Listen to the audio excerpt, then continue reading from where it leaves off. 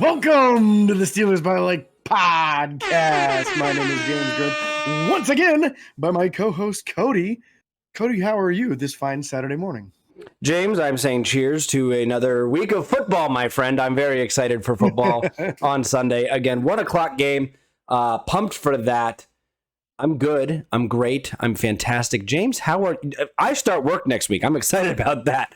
I feel like I've been waiting forever to start work down here in Texas, but I start next Tuesday or this coming Tuesday, so I'm excited for that. How are you, James? I'm doing well. I'm excited for the weekend. Just trying to get things going on around here, and some Penn State football later on this afternoon. Some Steeler football on Sunday. 4:30 kickoff today, or like 3:30 kickoff. 3:30. Well, that'll be a 2:30 for you. 2:30 kickoff for me. Got it. Penn State football. Maybe I have to watch that. We'll see. Yeah, it's against Auburn. It's a tough team this time. That is a good team this time. Last week, not so much. No. Not at all. But we're here to talk Steelers football as always. Again, this is the pregame show for you guys, kind of going over the injuries for both teams, the roster, what we think we need to do, the 3 keys to success for Pittsburgh to come out with a W in their home opener this year. Because remember, the last 8 or 9 years, Pittsburgh hasn't had a week 1 home opener, so their home opener is week 2. But before we get into all that stuff, some news. From last week, Minkah Fitzpatrick got named AFC Defensive Player of the Year, as he more than deserved. Week. Oh, yeah. It's a little early for Defensive Player of the Year. Sorry, Defensive Player of the week. You might get some votes after that, though, for Defensive Player of the Year. You never know. That's true. So Minkah did play phenomenally well. Again, he had the blocked PAT. He had the pick 6 to start the game off, and 13 tackles. 14 tackles, 14 a couple total of tackles. passes broken up also. Just incredible game from Minkah. Yeah, 2 non-actual pass interference calls, or unnecessary roughness calls. Roughness, yeah. Kept on cleaning them up, man. Yeah, and then my favorite was when he broke the one in the back of the end zone. He's like, "You not going to call that one?" Whatever he said. I did get to do this, and I'll link this on our page if I can find it again. But I did get the chance to watch. Minkah sat down with Brian Dawkins this past week and watched some film. I don't know if you got the chance to watch that. That was actually really cool. I did not. That was really cool. That was probably awesome. So I'll link that on our page whenever we're done here recording this episode and getting this out. So take a look at that. It's actually really enjoyable to watch that. And Brian Dawkins was an animal, man. He was, dude. One hell of a hitter. Yeah, I remember his hit on Reggie. No, it wasn't him. I don't remember who it was, but the hit on Reggie Bush was wild. But it was against the Eagles. Anyways, moving on to other signings, James. We signed some new players this week. Yeah, some shaking going on that practice squad. So they removed a couple guys from the practice squad, brought in some new guys.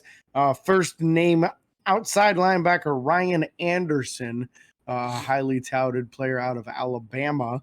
I think he's only been in the league a couple of years. And then tight end Rodney Williams. And in order to make room for these two, they released tight end Justin Rigg, who was just signed right before week 1. And then wide receiver Jamari Roberson. Same thing. He was a late add to that practice squad. Also, Ryan Anderson was available just because he actually got released by his team last year because he got a 6-game suspension. They didn't want to deal with that, so they cut him. Well, he didn't end up on a roster all year last year because of it, which technically means he served his 6-game suspension. So he is able to play now. But was a high pedigree guy, Cody. You looked like you might have been looking something up for me on that. Yeah, so Ryan Anderson was drafted. I had it on my phone now. I put my phone away, of course. But I know exactly where it was. Ryan Anderson, talking about him specifically, was drafted, if I remember correctly, by the... Oh, where'd it go? They don't have this year's stats. Why? That's not the right link. Anyways, excuse me. He's been in second round of 2017, second round draft pick. So he was you said high pedigree guy. He was up there. Yes. This is his 5th year in the league. He went to Alabama. Alabama's always had good players. And then specifically, he's 6'2", 253. That's a good size for him. But I wanted to talk about real quick his time when he was at Washington. If I can find those stats again. Here we go. So in his time at Washington, he didn't play it looks like either of the first 2 games, which is weird. Or no, excuse me. He played in the first 2 seasons, but didn't start anything, and still had 6 quarterback rushes, 2 tackles for losses, and it looks to be like somewhere in the 30 total tackles with 2 sacks in his second year. That's from not starting, and I'm sure that Washington didn't do the same kind of rotation that Pittsburgh does. Ryan Anderson could come in very quickly, and actually, if he gets bumped to if for any reason he ever goes on to the active roster, could actually perform very well, I think, if he's given the opportunity to. He's got good stats. In the one year he started 4 games, he still had 4 sacks. That's a sack a game. Yeah, it's not bad. Yeah, so that's excellent. I think Pittsburgh loves high pedigree guys. Always, they love being a team that gives somebody a second chance, and so that's what we've got with Ryan Anderson. We'll see. If they don't like what they see in practice, you'll know because they'll cut him like next week. Yep. So, but I think he'll probably have a chance to stick around, especially with TJ Watt. Going to be out for a little while, which is the next news that we're going to cover here. TJ Watt was officially placed on the injured reserve this week, which does mean he will miss a minimum of 4 games. That's required anytime a player is put on the injured reserve. That doesn't mean his injury is so bad that he can't possibly play within the next 4 games.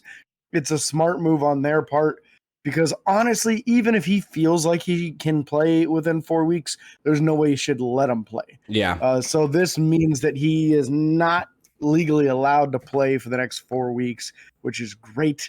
And then we'll see what goes on from there. We'll see whether or not they pull him back off. But in a corresponding move from that, the Steelers did steal an outside linebacker from the Tennessee Titans practice squad by the name of David Anini. David had 3 sacks in this preseason. That was in less than 120 snaps. So you figure probably half of those were going against the run. So 60 opportunities, and he got 3 sacks, which is pretty good. Not bad at all. They really liked him from what I was reading and hearing, and most thought that he was going to make the 53-man roster. But what happened is Pittsburgh cut Derek Tuszka, which we were planning on putting him on the practice squad ourselves. Tennessee snagged him. In doing so, that left one less spot for an outside linebacker, which they pushed David Anini to their practice squad, which left him available for us to steal him. So finally, we get one from them. They've been taking them from us. We get one from them. This is literally just the next chapter in the saga between us and the Tennessee Titans. And we were talking about this before the show, that the scheme fit has to be so similar to the same one that it is in Pittsburgh, because Tennessee always takes their outside linebackers. Always. Bud Dupree was a free agent, signed with the Titans. They took Derek Tuszka. They took Ola Adaney. I think was there a 4th? I thought there might have been a 4th at one point. Did they take Jameer Jones at one point? 3. Or was that the Giants? No, I think he went to the Giants. Yeah. Yeah. They took Skipper too. Yeah, Tuzar Skipper. So again, the Giants did. I know what you're saying. Again, this is just the next step in the whole thing with the stupid Titans. So I'm excited about this guy because knowing that they were going to put him on the active roster, he has to have some talent, and he's a younger version of the guys we have basically now, right? You have to imagine that the scheme fits that well. So yeah, I think there's some real potential here with this guy. Just to give you guys a little bit of rundown, I dug up some homework from him from his pro day. He was undrafted. I think we mentioned this. He's an undrafted rookie this year.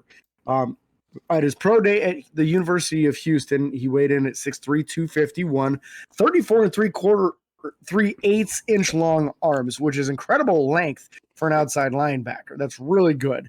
4.7 440-yard dash, which is a good 40-yard time, not super fast, not super slow. You don't need super speed at outside linebacker. It's more about that burst. Baby. How fast is your first 4 or 5 steps where you can beat the tackle and get to the quarterback. Well, he had a 36.5-inch vertical jump, which for a guy that big is a really, really good jump, which does show the explosiveness. I saw some highlights via Steelers Depot. Alex Kazor did a little breakdown on him.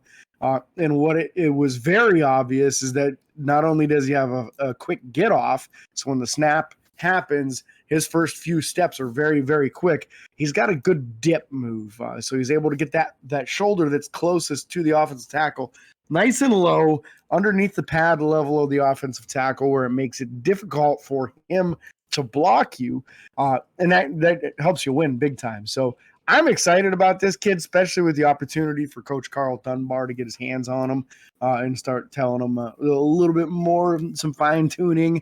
We saw the development of TJ Watt over the years. We're now seeing the development of Alex Highsmith. Coach Dunbar is obviously very good at what he's doing. So a nice lump of clay. We've been looking for an outside linebacker that can be developed, a late round guy. We were hoping last year with Quincy Roche we would get that, but didn't get the opportunity as he got poached from us. He was poached by the Giants too, wasn't he? Yep. So it's all Giants and Titans stealing our guys here. But anyway, I think there's definitely some potential there, and he'll probably play on Sunday because you don't want to dress just 3 outside linebackers. No, you have one go down, you're in a situation immediately. Yeah, we are. So yeah, again, super excited for these new guys, new additions. This happens almost every year. You know, the injuries happen. You want to talk bench? 25 reps on the bench. reps? I forgot to say it. That's really fair. Good for a guy with that long arms. That is phenomenal. I'm just excited to see what these... Al only did like 17, so. Yeah. We're not going to go there. Anyways, nope. we are gonna transition over to the injury report. So we're gonna go over Pittsburgh's injuries and the New England Patriots injuries. Pittsburgh specifically right off the bat, none of these guys are expected to miss. They were just guys that were limited in practice or full and they were all full participation by Friday. Yes, that being yesterday. And again, with this being said, there is one player on this list that James and I hope doesn't play, at least not as much as he probably will. So you have Cameron Hayward, who was probably just resting because of age. Sometimes they get that. The vets get that a lot. Yeah, he's got that contusion to the birth certificate that they keep talking about. Yep. So, yeah. birth certificate contusion. It's the BCC. That's one of my favorite Tomlinisms right there. Mason Cole also was dealing with an ankle injury. Robert Spillane an eye injury. Levi Wallace ankle injury. And then Najee Harris with the foot injury. Najee being the one player that James and I believe that should not play as much. With the injury he has, it's very easy to aggravate it again, especially when you have an offensive line in front of him that can't give him really any space to work. Unfortunately, I think you got to fix that a little bit before you just throw an injured Najee Harris or not 100% Najee Harris back into the game. That's my biggest concern with that is that, if it is, and they're trying to say it's not the same Liz Frank injury, blah, blah, blah. Chances are good that it actually is because they never disclosed what it was in the preseason. They just said that somebody stepped on his foot when it was actually a Liz Frank, which is typically not caused by someone stepping on your foot. But we can't afford for Najee to re-injure that and then miss a significant amount of time. So I would be okay with him not playing at all just so that it gets more time to heal. I think Pittsburgh will play him a little bit, but look for a heavy dosage of Jaylen Warren in his game.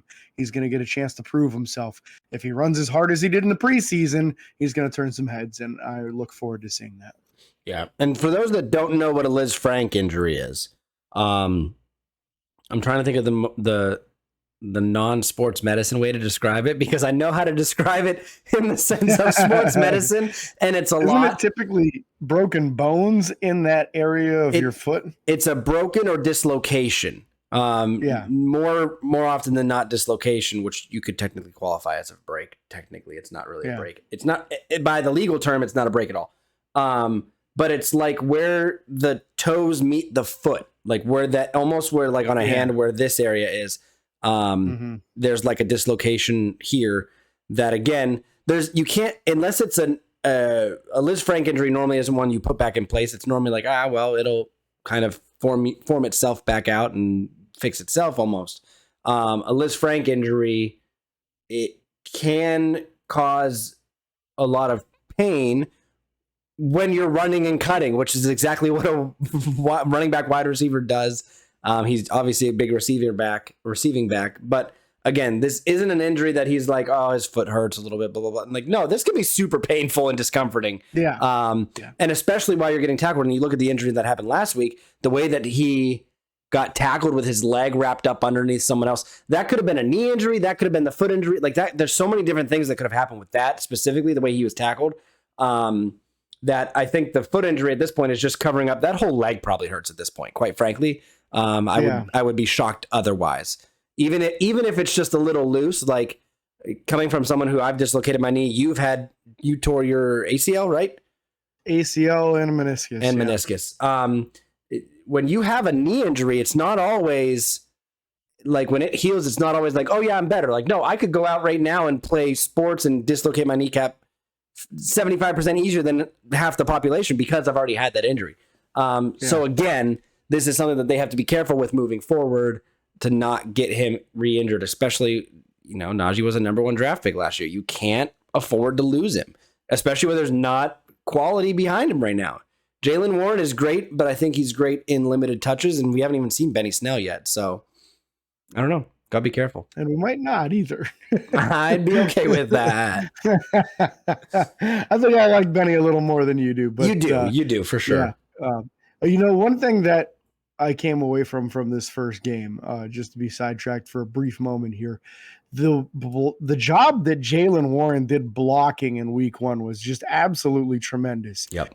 There was a blitz pickup that he had where somebody came right up the A gap, right in the middle there between the center and the guard, and he absolutely crushed the guy and decleated him. There were multiple times that he was the lead blocker for Chase Claypool on the jet sweep. And what I came away from that game thinking is that when Derek Watt's contract is up after this season, man, this kid might make a tremendous fullback. He is a naturally gifted blocker and extremely physical. I will say that is just sad because they haven't even given Derek Watt the chance. Yeah. That's the one thing I'll say. Derek Watt has a higher price tag. I get that. But yeah, but he has that price tag because he's so excellent on special teams, not because he's an amazing fullback. But they because don't play on special teams he's incredible. What's that? They barely play him at fullback. They barely play him at all. I think he played more in week 1 than he played all year last year combined. Oh, 100%. Yeah. I agree. Injuries for the Patriots real quick before we get too sidetracked. Jawan Bentley, an outside linebacker, has a toe injury. Did not participate on Wednesday, limited participation on Thursday, and then fully participated on Friday. More than likely playing. Joshua Bledsoe, a safety with a groin injury, limited practice all week. No saying that. Maybe not. I don't think that's their what?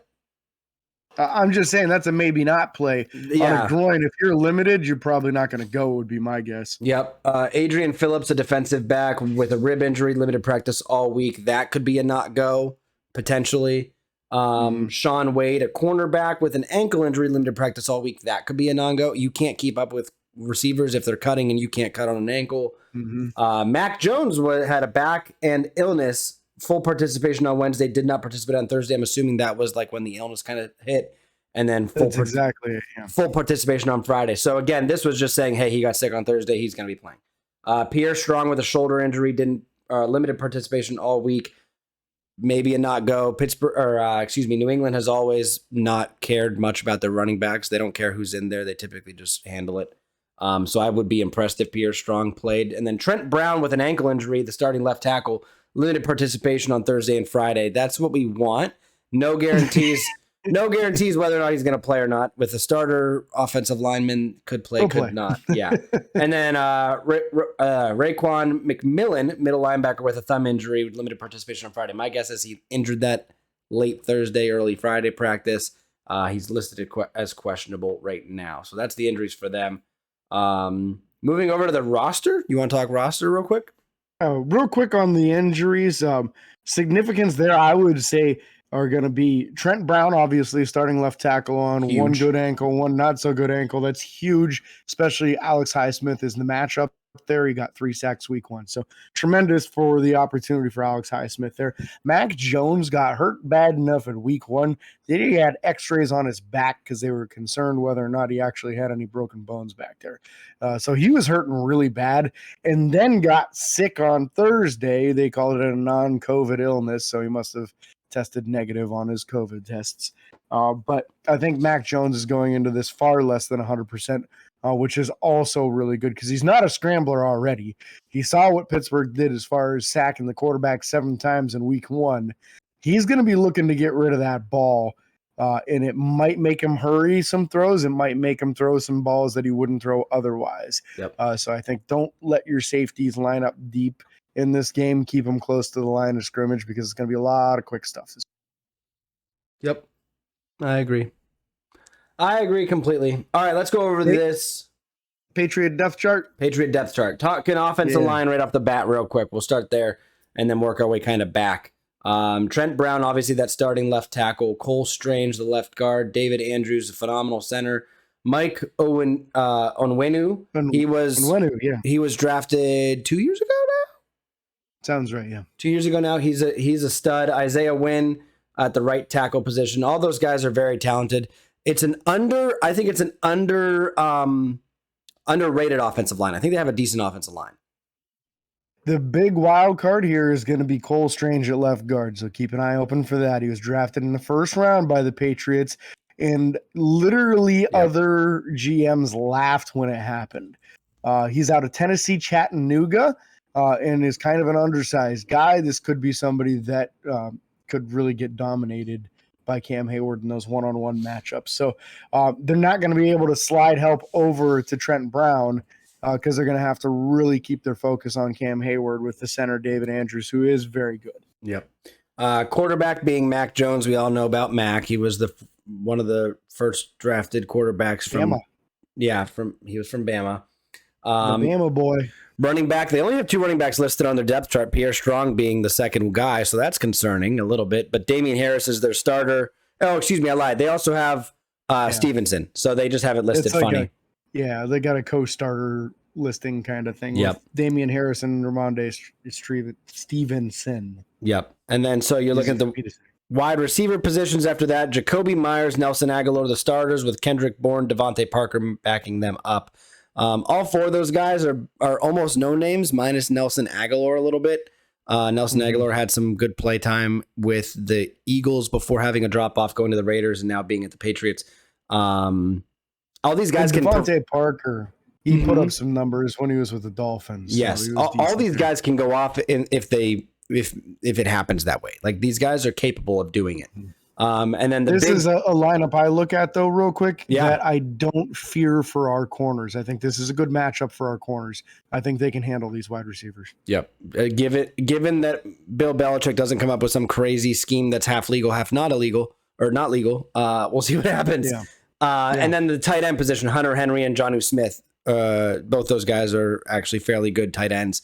Expect them to get involved and heavily if we can't match up well with them. Well-paid free agents. I think they both got like $10 million a year kind of contracts. So, look for a lot of focus to be there. Pittsburgh needs to pay a lot of attention to that. Luckily, we have 2 highly athletic middle linebackers and a strong safety in Terrell Edmonds, who typically matches up well against tight ends. Absolutely. Let's talk about this defense, James. Yes, defensive line, starting with Dietrich Wise Jr., Davin Godchaux, first-round pick out of Alabama, Christian Barmore, and then Lawrence Guy at the other starting end position. So Lawrence Guy is the big name for me to watch out for. Yeah, and Barmore being a first-round pick, I think, from not last year, but the year previous. That's somebody, this is a big group.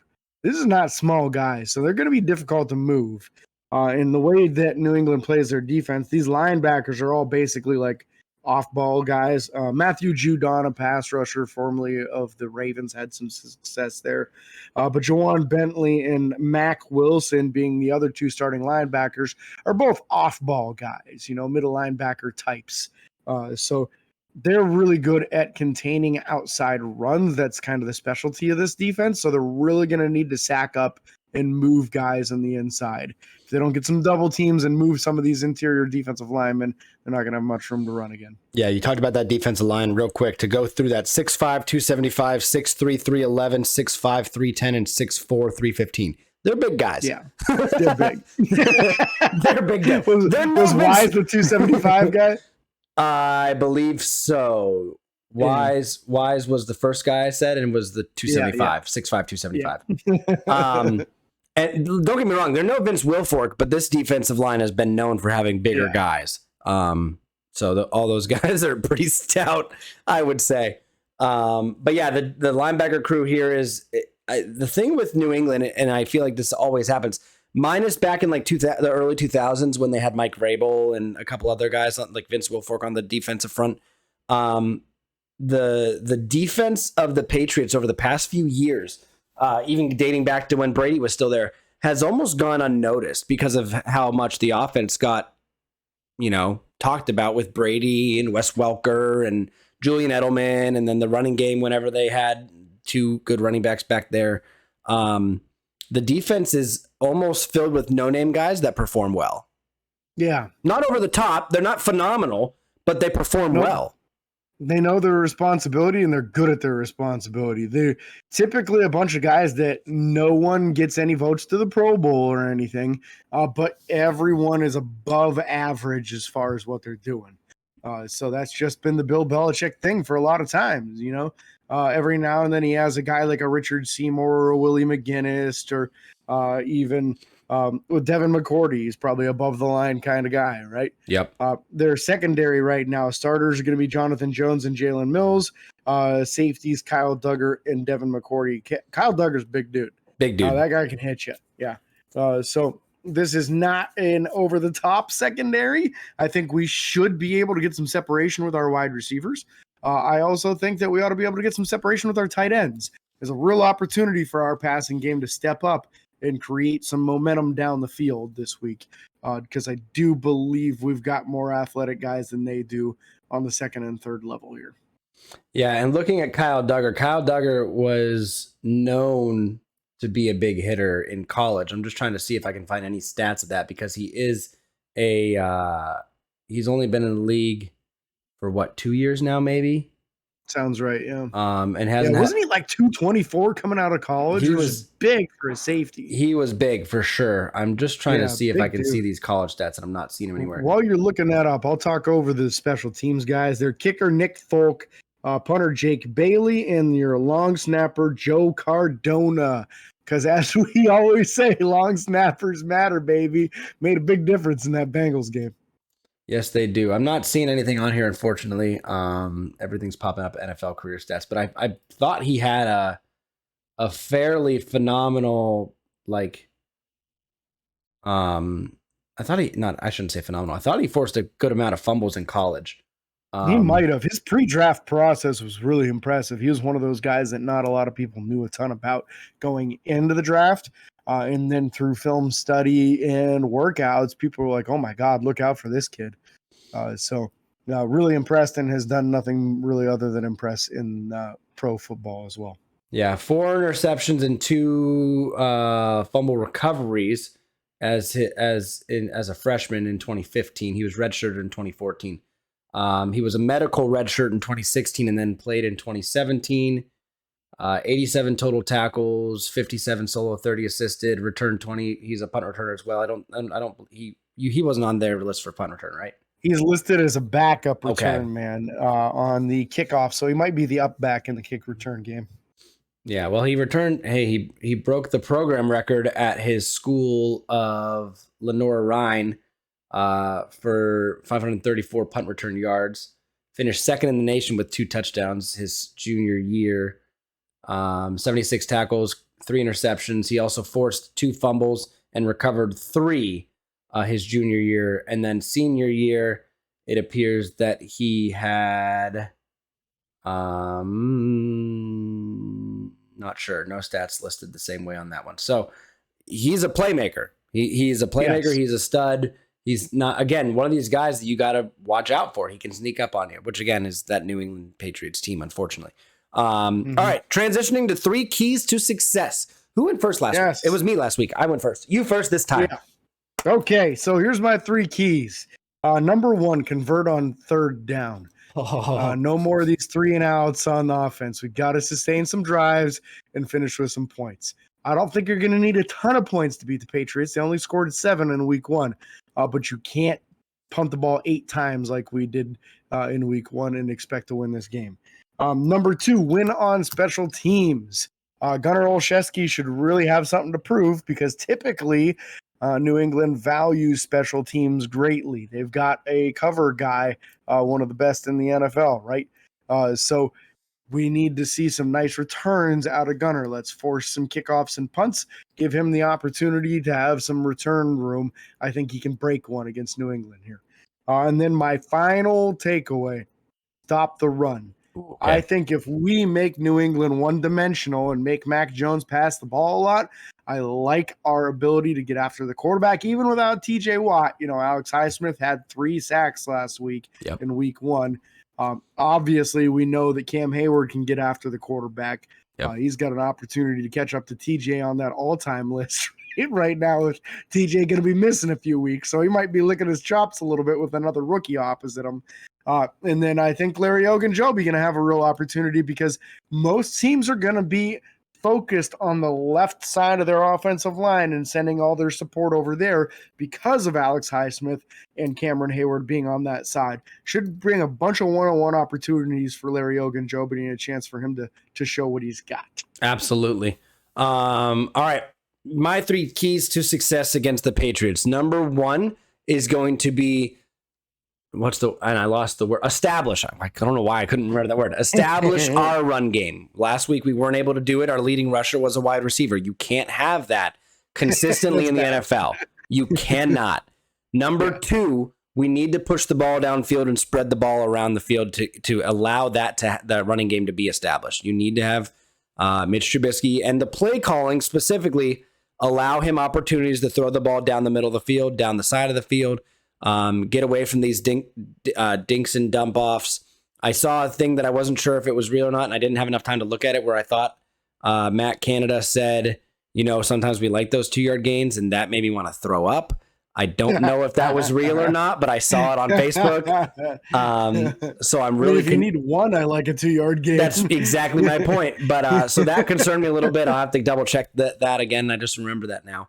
And then number 3. My number 3 is going to be continue to create turnovers. I don't think we need 6 or 7 like we had last week, but you need to create turnovers and give this offense that is struggling right now opportunity to have short fields. So those are my 3 takeaways. I'm not as scared about this offense as I normally would be. I don't think it's anything to not take seriously, but again, focusing on if our offense can move the ball and score, our defense will do enough to get a win. I agree. Got to make sure we're making that happen with the turnovers in a short field until we can get this offense going on all 4 cylinders. Yeah. So again, these episodes will be more likely to be coming out on Fridays moving forward. Unfortunately, this week was just crazy busy for both of us. Again, we can't thank you guys enough for following, liking, subscribing, all the things. Be sure to follow us and share the likes and share the posts on Facebook, Twitter, Instagram, and YouTube. Subscribe and ring the bell. It is free, you guys. And until next time, this is your host, James and Cody, signing off. Peace.